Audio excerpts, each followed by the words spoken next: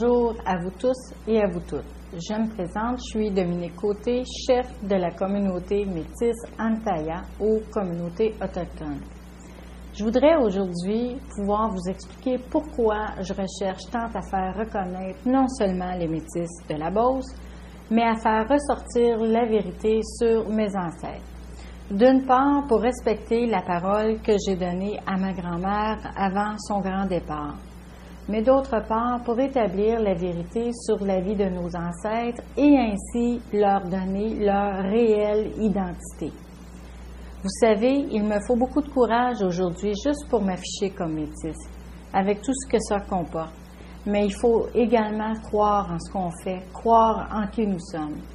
Le monde d'Autochtones aujourd'hui est vaste et complexe. Certaines des Premières Nations ne pratiquent plus les anciennes traditions par choix, et c'est correct. Certains groupes métis de l'Ouest n'exercent plus les anciennes traditions par choix, et c'est correct également. D'autres nations choisissent, elles, de les poursuivre et de les enseigner. C'est également correct. Antaya fait partie de celle-là par choix. Alors aujourd'hui, je voudrais partager ma vision des choses avec vous sur ce qu'est un chef. Pour reconnaître un chef, il faut être un chef. Mais il faut se demander la signification, la valeur et les croyances que nous donnons à ce mot. Pour moi, un chef, c'est celui qui dirige, celui qui conduit. Celui qui conduit une école est un chef. Il dirige l'école. Il y a également le chef du gouvernement, le premier ministre, le chef religieux, le pape, ou même le chef de l'Église, le prêtre.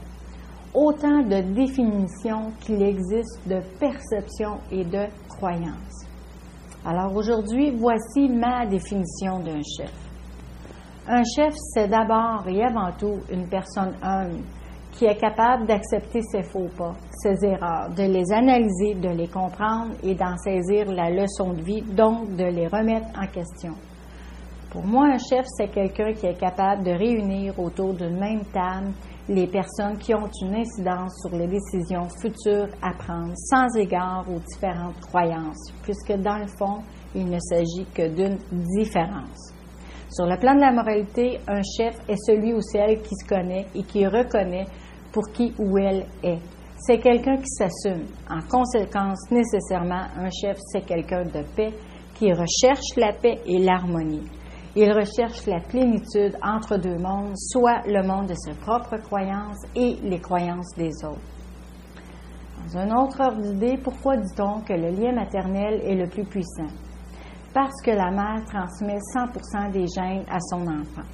Les gènes, ça ne comporte pas juste l'ADN, le sang et le corps, ça comporte également l'esprit et le cœur. Voilà ce que transmet la lignée maternelle. Dans une de mes lignées, mon arrière-grand-mère G9 est inscrite sous le nom de Geneviève Roy, européenne.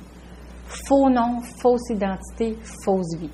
Les descendants ont appris à faire taire cette identité autochtone parce que honteuse ou encore parce qu'ils ont été victimes de racisme, d'exclusion, de rejet. Tout ce qu'on entendait à travers les murs, c'est de lointaines traditions, de lointaines coutumes, de lointains parcelles de bonheur. Cette honte engendrée a continué à être perpétuée dans la descendance. Arrivé à la génération de ma mère, ça n'existait pratiquement plus parce que interdite ou honteuse. Je suis la 5e génération des métisses et j'ai hérité de ce gène autochtone, tant dans mon esprit, mon cœur que mon âme. Et j'ai besoin aujourd'hui de reprendre ma liberté, non seulement par rapport aux ascendants, mais également de tous ceux et celles qui ont été dans la même situation. J'ai été un enfant à part parce que métisse, parce que j'ai hérité de cet esprit, de ce monde qui m'entoure et qui ont forgé mon enfance, mon adolescence et qui je suis. Très jeune, je pourchassais non seulement les activités autochtones, mais également la présence de ces personnes, de par leur énergie, l'énergie de la terre. J'étais chez moi, à la maison, parmi les miens. J'ai appelé cette quête la conquête de l'Ouest. Aujourd'hui, non seulement j'assume ma différence, mais je la révèle. Elle n'est pas mieux que la vôtre, elle n'est pas pire, elle est différente. Et c'est la mienne. Que vous trouviez mes croyances archaïques ne devrait donc pas nous empêcher de nous parler, de nous comprendre et d'échanger. Vous avez eu, en tant que Première Nation, la chance de connaître les deux mondes, contrairement à nous, les Métis. Je vous demande donc d'accepter, d'échanger, de partager dans un esprit d'amitié, de collaboration, de paix et d'harmonie. Je vous demande de ne pas refaire la discrimination à travers votre propre peuple, à travers notre peuple. De toute évidence, les modes utilisés jusqu'à maintenant n'ont pas fonctionné. Ils n'ont amené que chicane. Je vous demande d'accepter que tous nous nous rencontrions afin d'échanger sur la place qu'Antaya a, selon vous, et ainsi débutera un échange, mais surtout une façon différente d'essayer et de collaborer.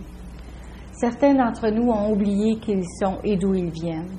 Certains ont été obligés de renier leur propre sang, leurs racines. Mais l'important n'est-il pas que nous acceptions tous aujourd'hui nos différences en fonction de qui nous sommes tous et chacun?